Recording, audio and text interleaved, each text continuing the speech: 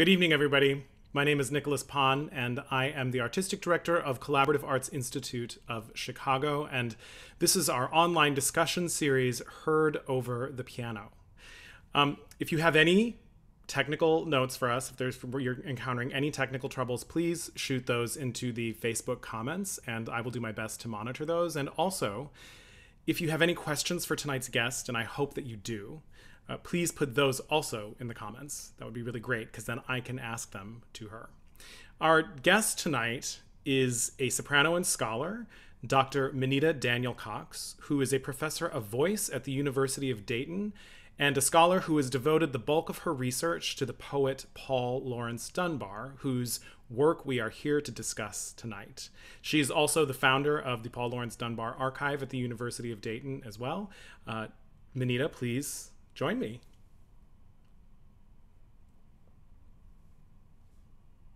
Hello. I'm muted. It took me a second. My mouth moved faster than my finger. Good evening. It is so good to see you. Good evening. It's so good to see you too. Thank you so much for being here. Thank you for having me. I am always down to talk about Dunbar. Always. Well, we look forward to learning about him tonight. Look, can we just start a little bit with just some details about you? You studied, and maybe in the process of that, kind of take us on your journey to how you got to Dunbar and became fascinated with him. Talking about me is much more difficult than talking about Paul. Okay, so I went to Michigan, University of Michigan for grad school. I went to Bowling Green State University for my bachelor's. So I always had my teacher during my bachelor's was a fantastic soprano named Myra Darlene Merritt, and she was so vital. It's only now that I realize how really lucky I was to have her. So to me, having music by Black composers wasn't weird or strange or anything because that was just what we did in her studio. So I was already in this mindset of consuming music by underrepresented composers. And it wasn't the only thing I did. And in actuality, in academia, I think they often kind of tell you, oh, it's not a big deal. We don't even need to do that. You can just focus on Mozart or you can focus on Strauss. And what happens is when you get into the world, you say, well, hey, wait a daggone minute. Ain't nobody singing this other stuff. So I went to Michigan, studied for a time there with George Shirley. Was not ready for him. I'm still learning from the lessons I had with him, but ended up switching studios to study with Caroline Helton. I had some real fundamental holes in my technique. And so through all of that, my studying with her and her teaching of so many of the musical theater students at U of M, right? And you know how strong our program is there. So I was getting exposed to a variety of genres that I'd always grown up with. So it was such a good place for me to land vocally, because coming from singing in church and singing in musicals and then coming into classical repertoire, there's a lot of growing and understanding that has to happen. And so I'm just really thankful that I landed where I did. Because those were all the seeds that would help me really plug into the Dunbar work. And so that was my love of crossover style and technique. I did the American Traditions competition that year. Gosh, it must have been '07 maybe or something like that. '06, long time ago, y'all. And just continue to fall in love with American music. And so American music has always been my passion. One of my dissertation recitals was American music. I totally got on Rachel Francisco's nerves at U of M because I was always doing some sort of strange recital concept. I wanted to collect the songs in these groups and do it this way. And the American Music Recital was one of those unusual recitals too. And so that was the beginning for me. It was always really identifying with that voice. And so fast forward, I graduate, I land here at the University of Dayton. I'm artist in residence. And it was about my second year here that I thought, well, I need to kind of set up a recital. I need to do something. I like to do a themed recital. I keep hearing about this Dunbar guy, and I think I've heard of him a little bit before. I'm just going to Google him. Yeah, and that's the beginning of the end. Yeah. So Wow. here I am all this time later. My first recital, I ended up performing with a mentor and colleague of mine and a Dunbar scholar And he is who kind of, I think, helped me really catapult this even further. But his name is Dr. Herbert Woodward Martin. He's a professor emeritus at the University of Dayton. And he's a Dunbar scholar himself. He's created an international reputation performing Dunbar's poetry the way Dunbar performed his poetry. Um, Going around and reading. And so and it was just so strange. I ended up teaching his granddaughter voice. So he came to a master class, and I'd been thinking about this recital, and I said, Herb, I heard that you do this Dunbar thing. What if we put this recital together where I sing and then you recite, and I sing and you recite, and I sing and you recite? And he said, that's a good idea. We took that thing everywhere. I think we performed it about 22 times now. Wow. And I mean, I guess that's not a huge amount, for someone who maybe does professional tours, but within the academic sphere, for he and I, that was big. And that's not the only Dunbar performing I was doing, right? So Herb and we're trucking on through where we go down. We do it in Texas for the National Association of Negro Musicians. Um, we do it at schools in the area as an outreach performance program. So it just snowballed. I mean, I really touched this thing and it exploded. I think it had been waiting for someone to give it the effort and attention it needed. And I said to myself, all right, you know what? I like this repertoire. I need to collect it together so I can sing it. And I guess I can help other people too. So I established the Dunbar Music Archive in 2014. And that is an online searchable database of texts of Paul Laurence Dunbar, his poetry, and then information about composers who have said it. It's not exhaustive, right? And it's actually in the process of being upgraded pretty nicely with a few grants from NEH and the Mellon Foundation. But Right. yeah, gosh, we have to tag that. Make me come back to it so I don't forget, Nick. But basically, um, yeah, it has begun to branch off. So I had the recital that I did with Herb, and then of course I just began to plug the repertoire myself and sing it everywhere for College Music Society, and like I said, NAM, NATS, National Association for Teachers of Singing, National Opera Association, community recitals. Founded the Dunbar Music Archive. It's got the poetry. It's got information about the composers who set the poem. You can click it and get to their biographical information. If there was some sort of connection I could make, there's usually a link to their webpage. And then the thing that really makes the archive amazing is the streaming audio.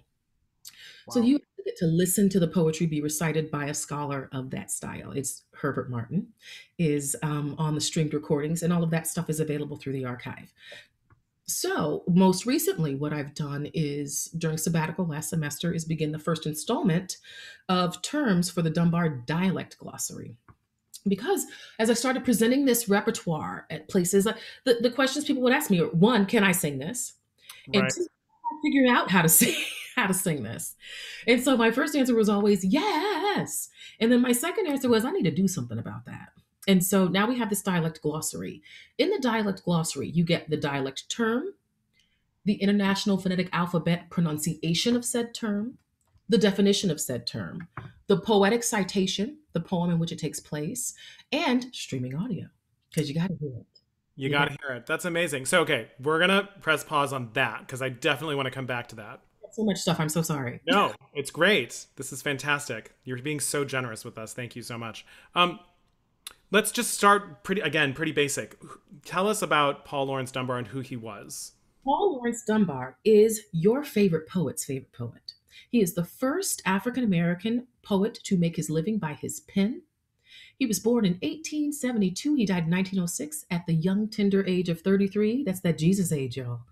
And before he did that, he pretty much set it all up for the voices that would follow. He really initiated and inaugurated the Black voice in literature. And so we have him to thank for Maya Angelou, right? I Know Why the Caged Bird Sings is not hers, it is his. She was inspired by him. She named her book and a poem, I Know Why the Caged Bird Sings, which is a line from Sympathy. And that is by Paul Laurence Dunbar. He wrote plays, musical theater exists the way we know it right now, in part because of his contribution. It was either Just Like White Folks or Uncle F's Christmas. That is the one of the first examples of the similar structure to musical theater that we see today. He collaborated with Samuel Coleridge Taylor and wrote an operetta called Dream Lovers. And what's noteworthy about that operetta, as unusual as the music is that it's written for singers of color. He uses inappropriate terms, mulatto and quadroon, to describe the characters in the score. And so we don't, of course, we don't use those terms anymore, but it's just so noteworthy to note, just to see that he wanted this. He wanted this to be for singers of color. He, gosh, the essays, the poems, the articles. I mean, if words were involved, he was willing to take part. And he's got this incredibly tumultuous, deliciously operatic life. So much so that there's like 4 operas about him.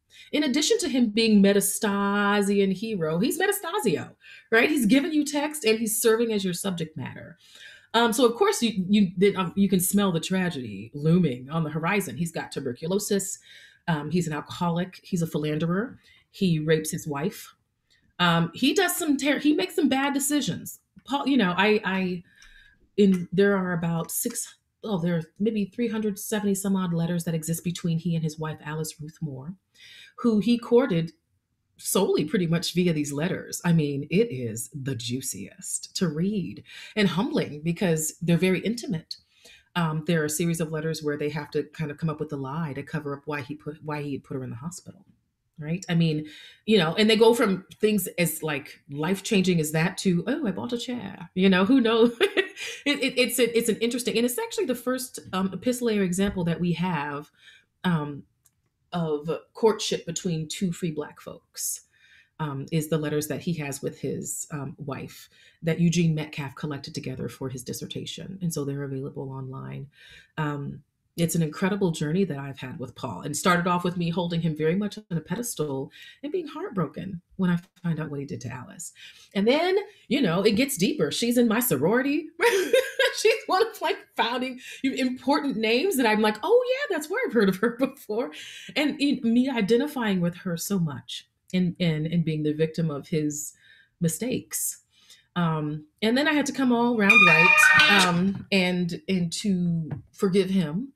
And then also to understand that, we have these historic figures who have had huge impact and are also flawed human beings. And so that was my experience with him. But that's who Paul is. He is a brilliant writer. He's a troubled soul. And you can see it in his letters. He would tell Alice, send me a picture, please, but please don't ask me for a picture of myself. I'm not a handsome man. Right. So, and an interesting human being, to say the very least. That is Paul Laurence Dunbar. And if you like Langston Hughes, you can thank Paul. If you like Zora Neale Hurston, you can thank Paul. Georgia Douglas Johnson, County Cullen.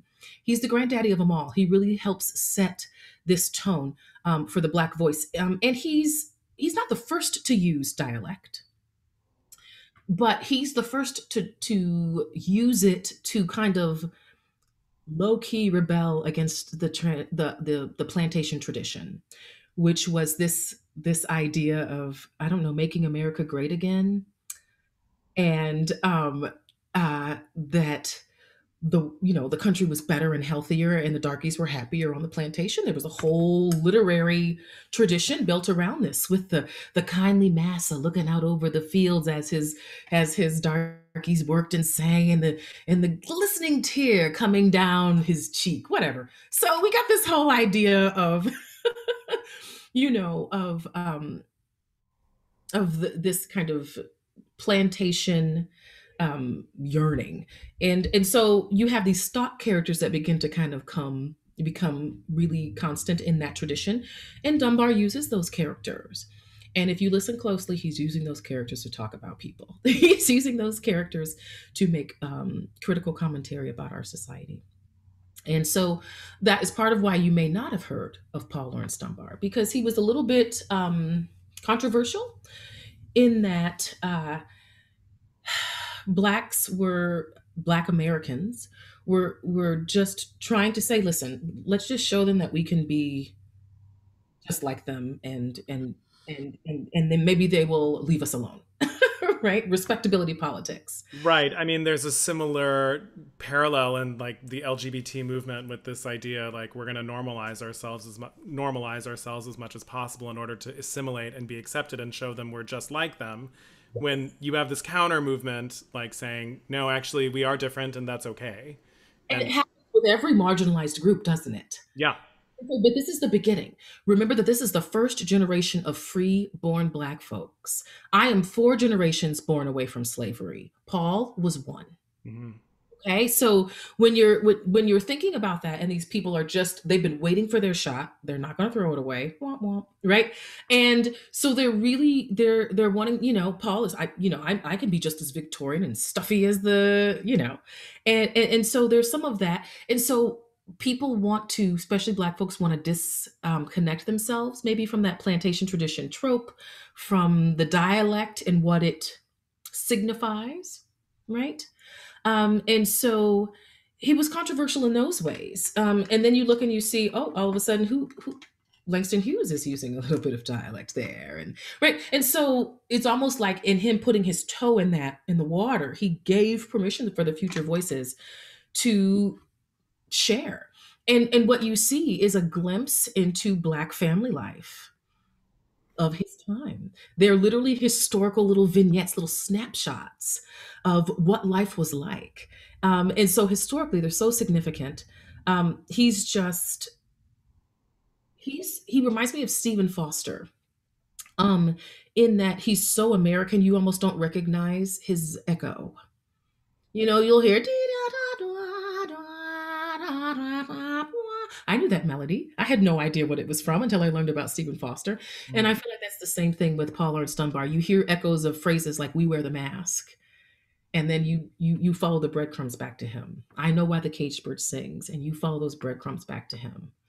It's such foresight to really take ownership of these characters and these narratives in a way. I mean, because I mean, as you're saying, it's like there are white people telling the story with a bunch of tropes, and then to take ownership of it is something so subversive in a way, and the boldness of it. I can see why people might have felt uncomfortable about embracing that. This is why my argument is that he was the first hip hop artist. Yes. The first lyricist. From him, the way that NWA reclaimed the N word in the 80s and 90s, he does that, 100 some years earlier. And then he also hustles to get discovered. He graduates from high school. He's probably the most brilliant man, for square miles, and he still can't get a good job because he's Black. So he's working at the Callahan building as an elevator operator. And William Dean Howells walks into that elevator, and Paul manages to sell him a book. And William Dean Howells then writes, he's a literary critic, he writes this beautiful review of Dunbar's work, while of course backhandedly insulting him and his ignorant Negroidness. I mean, there's lots of insults in it. And I say that with air quotes, please, but he discovers Dunbar that way, and it catapults him to stardom. He's a star overnight. Because of this man's endorsement. And at that time, William says, "Oh, the standard English poems are nice, but wow, those dialect poems, those are the ones." And so immediately he begins to be categorized and kind of pigeonholed in a way that he fights against for kind of the rest of his career. He makes it out of that, but it's difficult because people kind of want to hear him do that. Yeah, I have a whole. Herb agrees with me too. I have a whole concept about him being the first lyricist. He's selling CDs out his trunk, if you will, right, to get discovered. That's amazing. And so let's talk a little bit about the dialect issues. Yeah. The first time I really kind of paid attention to any of his settings of poetry was in the African American art song anthology that Willis Patterson put together. And there are all these songs in there that are settings of his poems. And I mean, I remember, I believe Willis has a note in there saying, you don't have to. Dude, I'm looking for the book. I got it around here somewhere. I know, right? Yeah, that you Everyone don't. should have this book at the ready. Um, there are amazing songs in there, and some of them, though, I mean, I just remember noticing like Willis's note saying, you can sing it, you don't have to sing it in the dialect. But I'm really curious to hear. I mean, he put that book together what 50 years ago. Like, I'm curious to hear your take on things. Why did you say that was 50 years ago? I am so upset. It's older than that. Is Oh, it? I'm old. I'm No, getting old. no. I'm leaving this interview. You made me feel old. No. I think I am of you are going to hear people with various perspectives. Having worked these last 2 years specifically with my Dunbar research and it funneling me into this Sisters Keeper research project where I'm presenting the music of African American women composers and a lot of them recent and living, they want people to sing their music. Um, I've sung meine Lippen, sie küssen so heiß. Meine Glieder, they're schmiegsam, but they're not weiß, right? What is it? Seine edlen weißen Hände legen meine Seele zur Ruhe. I'm always singing from a perspective of someone I'm not. Right. And that's part of what we do. And yes, we do have to be careful when you are part of a majority population singing the music of a marginalized population. But the fact of the matter is, if only Black people sing it, it just won't get heard. And I fully believe. I think it's why singers are such. I find singers to often just be wonderful people because you have to empathize to be somebody else like that.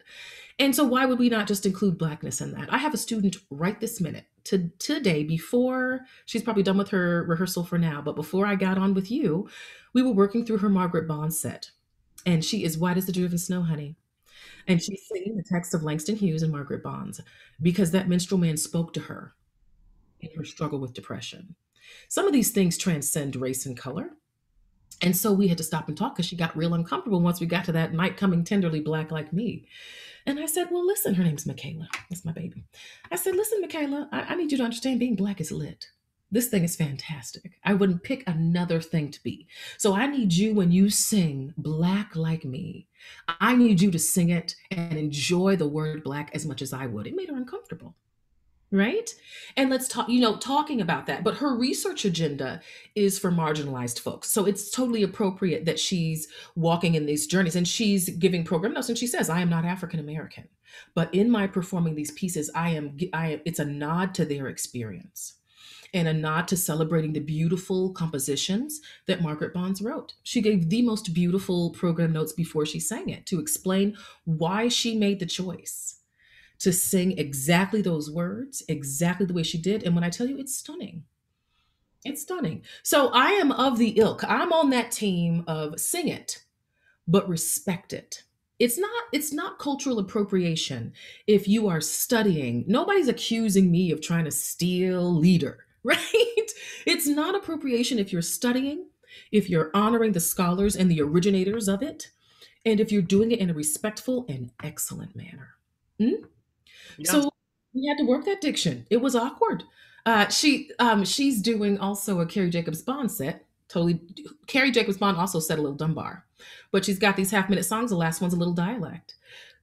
This is America, right? Laura, how you got to know how to speak the Hochdeutsch, the formal English, and I think you need to know how to relax that a little bit too. And I think it's an important thing for singers to study. So that is an extremely long answer to say everybody should sing it, but respect it when you do. I think what happens is sometimes people sing spirituals and they just kind of they don't do the background research. They don't do their homework. And so I think the difference is that do your homework and sing this sing this repertoire. In the more I talk to these other composers, specifically these Black women composers in the last couple of years, the more I'm realizing, yeah, I'm on the right track with this. I think so. I think you have to not be flippant about it. I think you have to be respectful. And I think you have to know the water you're swimming in, but go sing it. Wonderful. Sounds like a spirit of celebration and respect is really what it takes. I think so. I mean, I'm in your camp. I really feel like there's so much to be gained to have the audacity to step into another person's shoes like that. And I mean, that is the ultimate opportunity for empathy, like you say. And I think That is part of why singers are so wonderful to talk with, and are A such black caring people. composer, she said, this opera has all these black characters, it's historic. A white college did it. And then she said, would I have preferred that they all be black? Yes, but at the end of the day, I want my music song. Right. That's what she said. Now, every composer may feel different, and you know what? I think if a composer does want to come out with a statement, say, "Here's my book of music," nobody not melanated sing it. I mean, you're welcome to open that Pandora's box. You're going to start testing people. I think let's get over that. Let's go over that. And I think if we do these things in a spirit of respect and celebration, then I think the answer is there. The problem comes like maybe if you think of black as a negative thing, and so then you can't get around, right? You can't get around the fact that you're talking about it. Then you have some serious issues. Um, so can we talk a little bit about some composers who have set his poetry? I mean, who are some of your favorites who stand out, and who do you think are some of the ones? Where should people begin? Oh gosh. So, like I said, Carrie Jacobs Bond set him. She's got a few settings of his text, and she was not afraid to set his dialect. I love that about her. Um, and she's a white woman, but I think she speaks to the transcendence of his poetry that it touched her enough to set. And of course, she's like the first American millionaire. So she's just kind of. Did you know that about Carrie Jacobs I Bond? did not know that about her. Publish her stuff, and she said, "Screw you guys, I'm going home." And she published her own stuff. She even painted the covers with that ring of roses. That was her. So she said him. Who else said? Oh, I mentioned Samuel Coleridge Taylor. I've mentioned his collaboration with Will Marion Cook. You're probably not going to be pulling a lot of that rep out because it's minstrel repertoire, which is another reason why I think he's a hip hop artist because he kind of dabbles in the inappropriateness of music of the time. Listen, y'all, you got paid off those minstrel shows, right? And he influenced musical theater for generations to come. So that's Will Marion Cook. Harrison Leslie Adams is a Cleveland composer who has set Dunbar extensively and beautifully. His Um, songs are so gorgeous. mhm, mhm. With his Samuel Coleridge Taylor, there are seven African romances that are really beautifully set art songs. Who else? Betty Jackson King, Florence Price. Gosh, I could just click on my. I'm just gonna click on my On your archive. go to my archive. There's a bunch of them. Um, and so some of my favorites, yeah, when I have to perform, there's a Betty Jackson King set that I love because it's so diverse. One song starts with what I'm pretty sure is a 12 tone row, right? I mean, there's such a diverse um, style of music too within the people who've set him.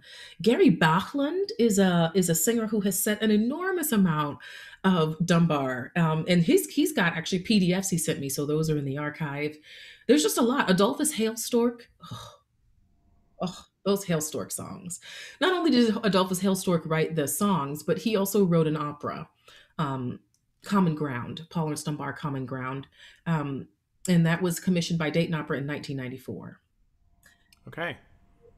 Then Richard Thompson wrote The Mask and the Mirror, which is the Adolphus Hailstork opera was done for outreach purposes. So it's kid friendly and it's not a chronological setting of his life, but it's more a series of vignettes that introduce you to him. But Richard Thompson wasn't playing that. His opera has the rape in it. It's real opera. Stephen Allen has written an opera. He's written a few because he's written a couple of chamber operas as well as you put them together and they make the major production.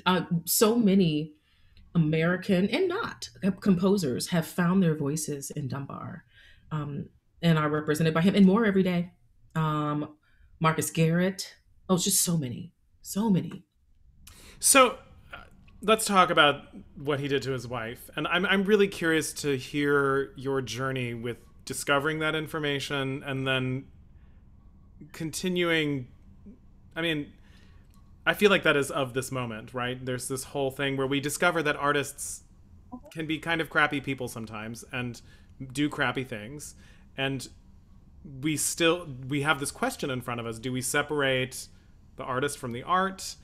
How do we continue our relationship with these people, especially when, the person is long gone? And I mean, he's been gone for over 100 years. Can't make it up to us, can't apologize and say, you know what, I understand what I did wrong. It doesn't give you the closure you need. Oh, it's so hearted. Nick, I was so hurt. I'd heard rumors about it. It was not until I read the letters. I mean, I was crying over this binder of printed out old typewriter letters. Um, I don't think we have to excuse it. I think he was a tortured human being. Um, there's rumors about his orientation and maybe him struggling with that. Orville Wright, who printed his first publication, The Tatler. There's rumors, nothing proven, nothing in writing, nothing like that. But I just wonder if those rumors are true. Then yeah, how much more tortured was this poor soul, this brilliant man treated like garbage because he was black, and possibly because whatever. But then there was a lot of womanizing.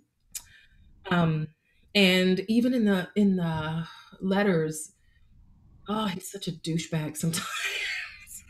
I'm reading it and I'm like, girl, do not listen to this game. He is running game. He is running game. Oh, yeah. And he talks about, a little naughty, but I miss you so. And it's just, I, I would tell my daughter not to date him.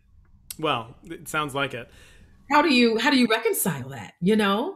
Um, and so I stopped trying to. I didn't need to say this is a completely flawless human being and I'm presenting his work to you. I realized that wasn't my job. I realized that my job was to present this brilliant work that helped was seminal in inspiring so many other voices, um, and what that means for good or ill. Well, I mean, it makes sense. And it's important to do, right? I mean, if he's the first person who is sort of the root of all of this grand tradition of literature and culture and musical theater and I mean, you name it, it's you have to present it and you have to lift it up and shine a light on it, the good, the bad, and the ugly. Right. And we're getting, I think in the next year, if I'm not mistaken, there's a new biography coming out that is a little more balanced. A lot of the ones that have been written about him historically have an agenda. They either hate him or they love him. One, his mom kind of dictated everything. So, you're not getting the full um, story. And so, this is my work with this and other Dunbar scholars' work is just an effort to kind of show him in a more fully fleshed way. And not it does I don't think it takes away from the impact. And did she confront him in the letters? What do you mean?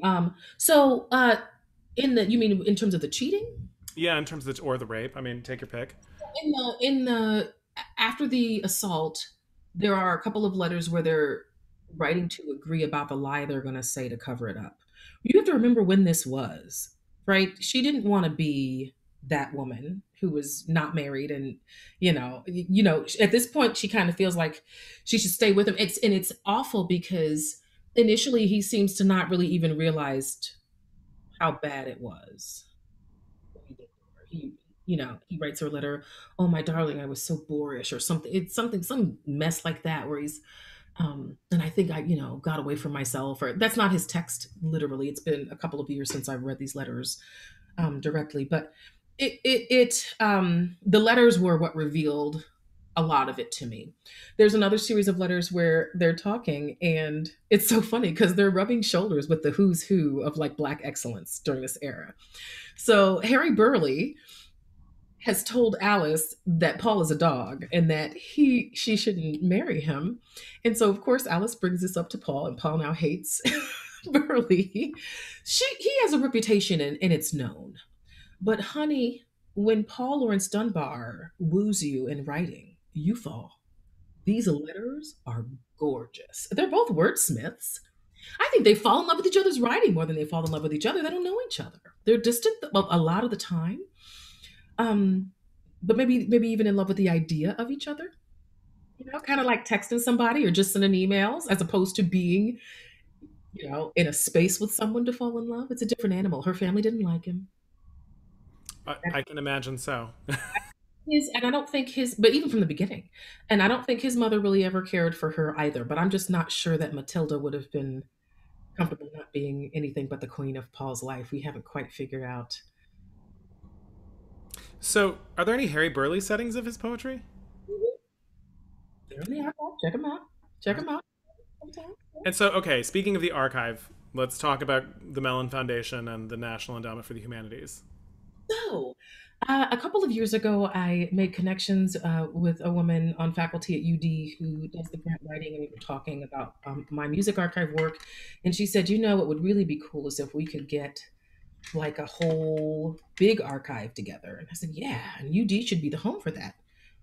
Laurence Dunbar's from Dayton, born and raised in Dayton, buried right next to campus in Woodland Cemetery. His home is still standing, a historic landmark here. This is the place you should be able to go. You should be able to go to UD for Dunbar stuff. And so we started talking about, all right, we get this archive popping off. That'll be great. What else can we do? Why don't we set up something where we fund faculty to incorporate Paul Laurence Dunbar into their curriculum? That has been one of the coolest projects I've ever taken part in. We have such a large variety of participants. Somebody's in computer science and is, yes, your job is to learn code and to reconstruct things, but the thing you reconstruct happens to be Dunbar's office with his books there and his desk, right? And so having a real life anchoring, place based experiential learning experience, right? So that you are not just learning about this guy for no reason, but learning about him because you're going to recreate his office. Or, we've got a visual arts person who's planning, based on this poetry, how would we sculpt this or how might we design that? There are all these different ways that Dunbar can be incorporated into curriculum. And so that's what we're doing. We've got 2 years. The National Endowment for the Humanities started it, and the Mellon Foundation has met and exceeded their support. And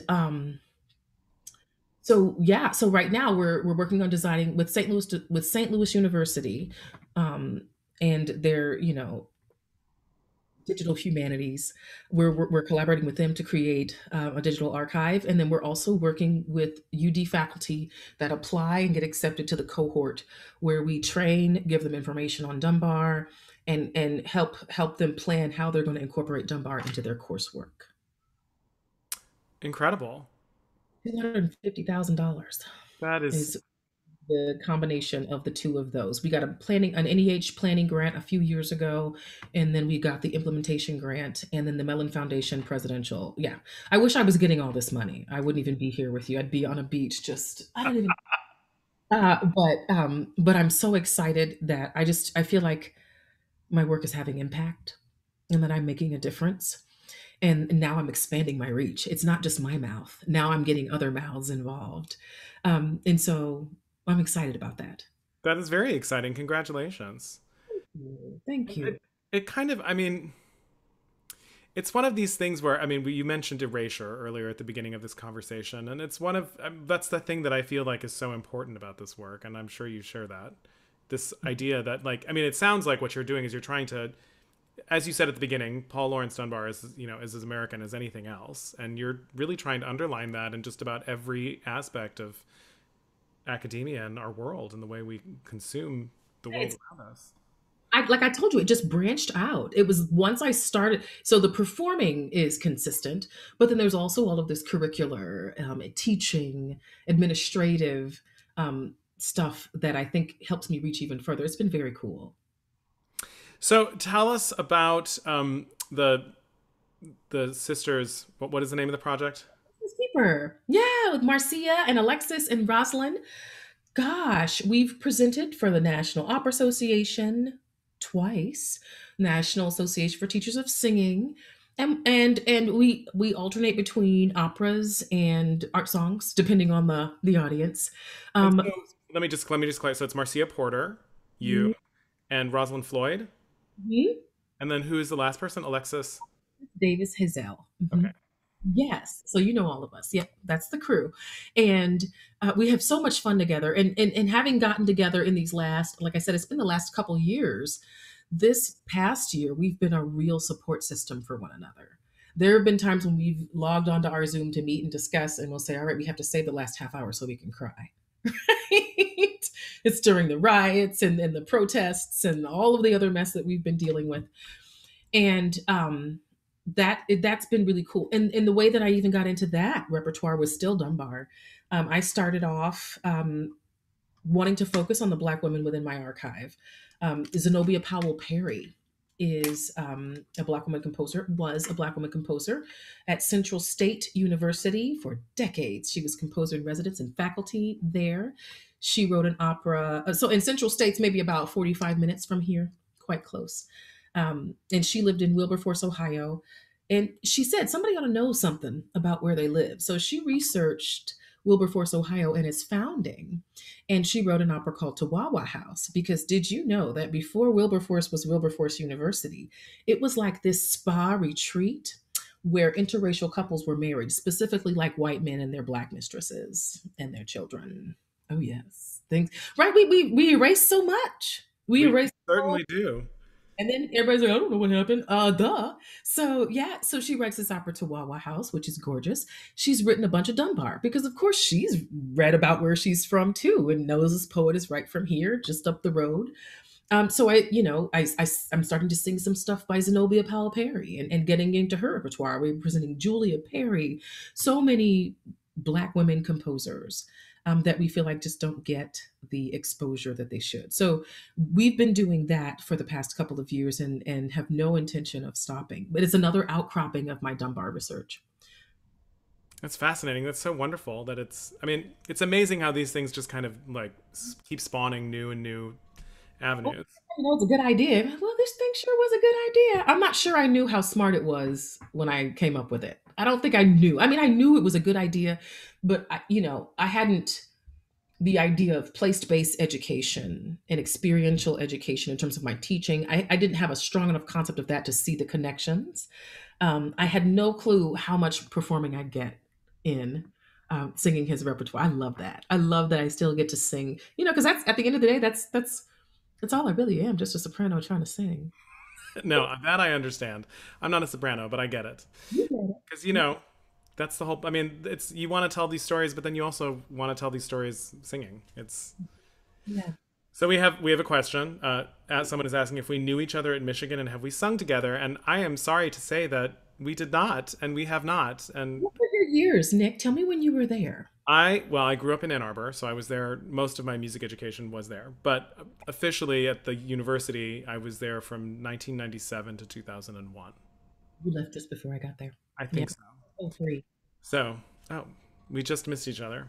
No, no, yeah, we didn't get to sing. What are you a tenor? Are you a countertenor? I'm a tenor. I'm a tenor. I Full think on tenor.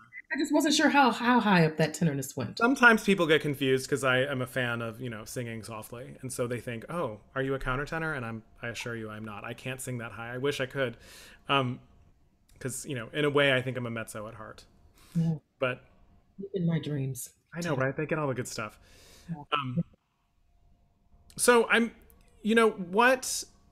what's next for you in all this research, and where do you see it taking you from here?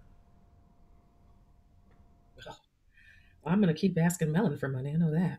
Uh, they like you. They keep liking you. And you want them to keep liking you. I want to. I want to keep. I want to keep training other faculty to incorporate. I could never have known how pleasing that would be to just see that influence expand so quickly. Um, I'm hoping to do a recording in the coming years. The Samuel Coleridge Taylor songs haven't been done. There's a couple Florence Price manuscript songs I've got that haven't been recorded or published, and I thought, well, that might be fun to do a little. I'm 40 now, so I'm a legit. I think my folds are ready. I think I can do a little. Congratulations. Welcome to this decade. I'm here to tell you it is just fine. She's got to get juicy. She's got to age. I mean, I listen to myself in my 20s and I think you sound like a baby. So I'm excited to sing. And I've been doing a lot of singing. I mean, Dayton Opera, we just did our postcards from Dayton. So I love that I'm here in a city. We're not even all that big, but doggone if we don't have some good arts. We've got the Bach Society of Dayton and the DPAA, the Dayton Performing Arts Alliance. That's the Dayton Opera, Dayton Philharmonic, and Dayton Ballet, all together as one organization. So I literally can leave work, pick up my kids, drop them off. We can eat dinner, and then I can go to the Schuster and be in operas with Dayton Opera, or sing with, orchestras with really, really excellent musicians. It's been a really pretty cool journey. So I don't know what's next. I'm planning to sing. I think I can pretty much ensure that I will be singing, and teaching the singing, and talking about Dunbar, and the ways in which that will manifest. Who knows? The Sisters Keeper crew are planning a small recital tour. Um, and I think there's anything else I have on the burners. You'll have to send my best to Rosalind Floyd and Marcia. I don't know. I don't think I know Alexis, but the two of them are amazing forces of nature. Were you at Michigan with Marcia then? Yeah, so I was in Michigan with Marcia. She was doing her doctorate, I think, at the time, so we overlapped a little bit. And then I met Dr. Floyd down in Augusta. I was doing a benefit for the Jesse Norman School of the Arts down there with Laquita Mitchell, which was such an experience. It was amazing, and meeting Dr. Floyd was fun. And it was, I mean, it was so funny being down there for that because I was not left alone for like 1 minute. Like it was amazing. People are so warm and so welcoming and so like family down there. And Just come on with us. Come on. yeah, Yeah. exactly. It was fantastic. It was a little overwhelming, but it was fun. It's I didn't know how much I needed it. And I had been talking to me and Marcia have known each other. I had messaged her. I think I'd sent her an email or something. And I just said, listen, I know how to pronounce your name. I know who you are. I'm with Michigan, and you're a superstar there. Everybody's saying your name, and I knew who you were. And she was so kind and gracious. She's more, she's more established in her career than I was at the time. And so we were texting a few years ago, and she said, are we going to do something? I said, we should. Let's talk. And I said, Marcia, I have this vision of Black women presenting the music of Black women. I think it would be so cool. And she said, we'll call it My Sister's Keeper. And it was kind of this moment, right?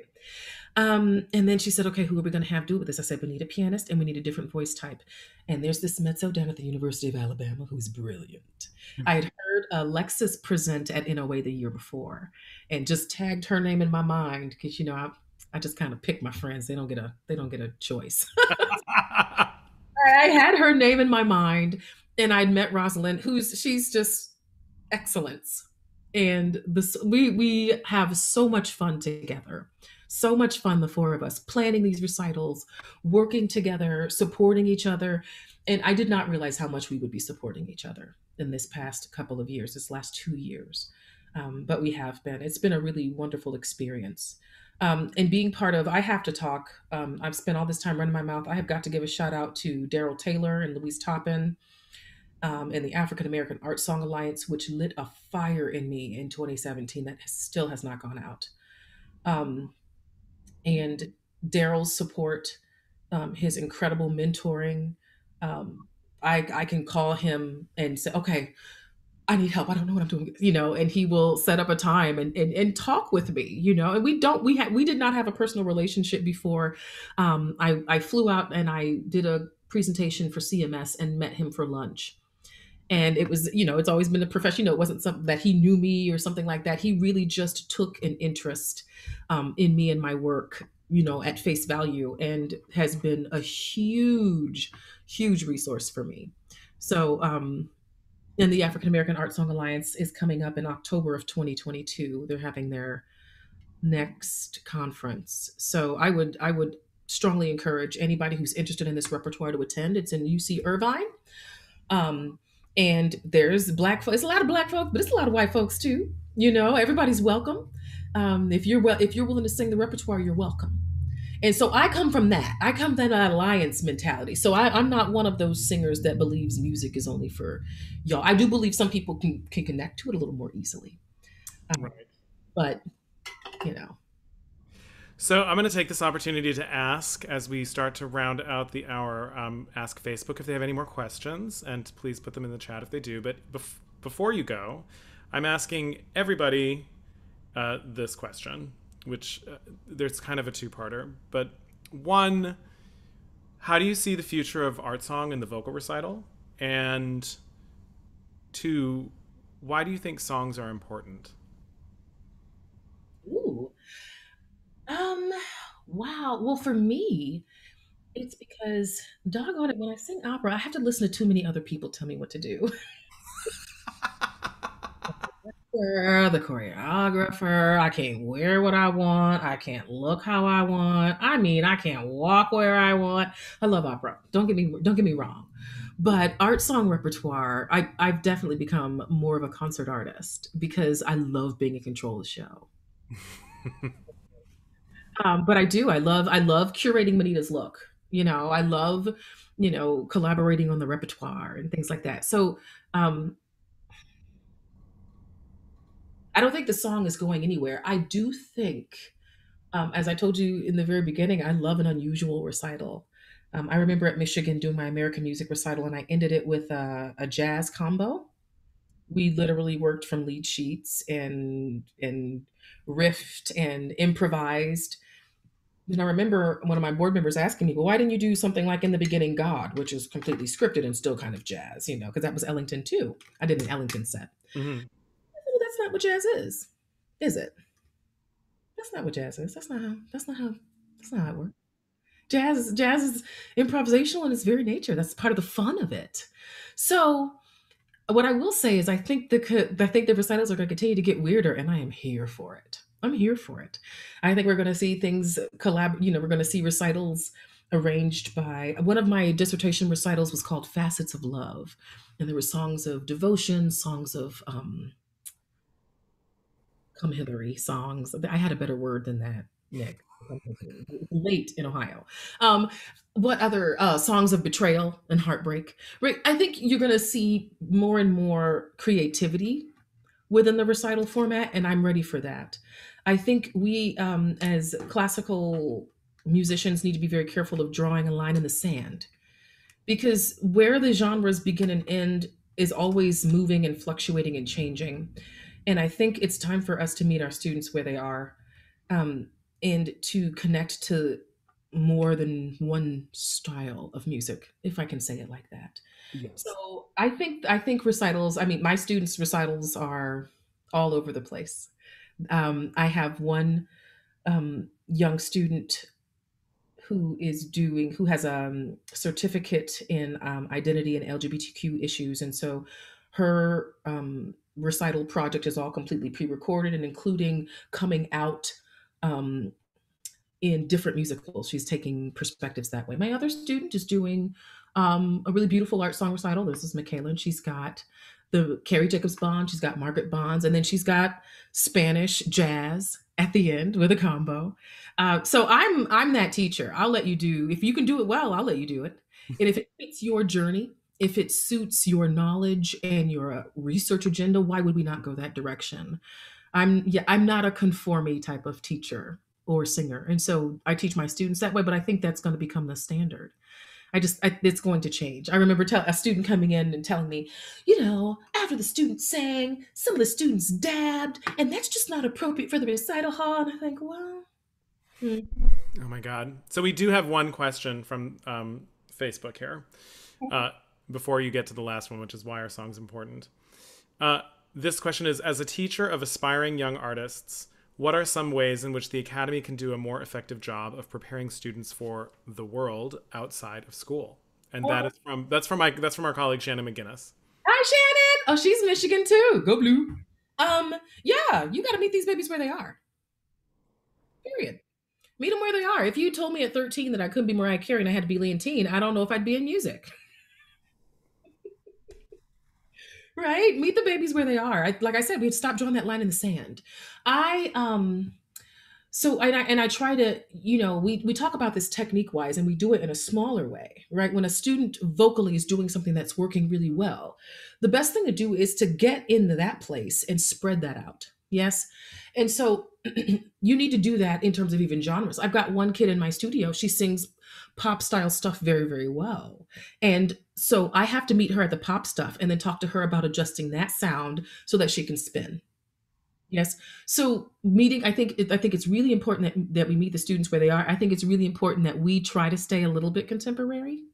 That helps. Right. So that I know when my students like, I really like Billie Eilish, that I hate Billie Eilish. Not as a person, but the singing.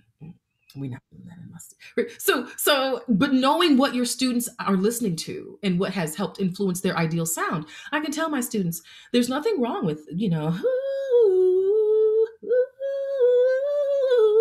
nothing wrong with that, but that is a microphone tone. It's nice to riff, it's easy, it's breathy, it's light, it works well electronically, but on stage, no one will hear that.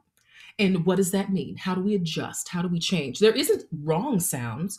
There's just stylistically inappropriate sounds and ornaments and tools, right? Usage of breath. So for me, it's been okay, there's a technique for all of this. This is what we're working on. And then I also make sure my students sing a little bit of everything.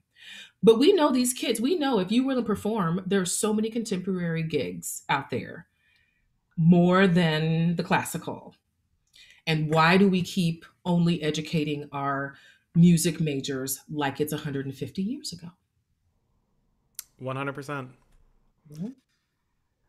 Mhm. Okay, so final question. Why are songs important? Why do you think songs are important? As opposed to arias? Just in general, why are songs important for humanity? Well, they tell our stories. They tell our stories. I mean, we just talked about, the beautiful vignettes of life that Dunbar's poetry create. And they do, they immortalize our stories. And when so much has been erased, the picture that exists in that song is kind of amazing. So that's why I would say the songs are important because they absolutely, absolutely tell our stories. That's beautiful. Thank you so much. Thank you so much for joining us tonight and for being so generous with your experiences and your knowledge and sharing all of this with us. I'm going to encourage everybody we're going to make sure, check our social media over the next couple of days, everybody. We'll have all these links to the archive and anything else you want to share with us. We will put it up there on our social media. But I'm just going to say a little message to Facebook. We'll say goodbye to Facebook and then we can say goodbye in a minute. But Facebook, we are going to take a 2-week hiatus, so we will not be here for the next 2 Thursdays, but we will be back April 15th with pianist Ricardo Ballestero. We're going to talk about the multilingual songs of the composer Nepomuceno, who is a Brazilian composer who wrote in a ton of different languages. So we're going to have a great conversation in 2 weeks on April 15th. So have a wonderful couple of weeks. Enjoy whatever modicum of spring bake we're going to get. And we'll see you soon. Thank you so much, everybody, for tuning in. And thank you again to our guest. Thank you guys for having me. You guys, thanks for listening. We'll see you soon, Facebook.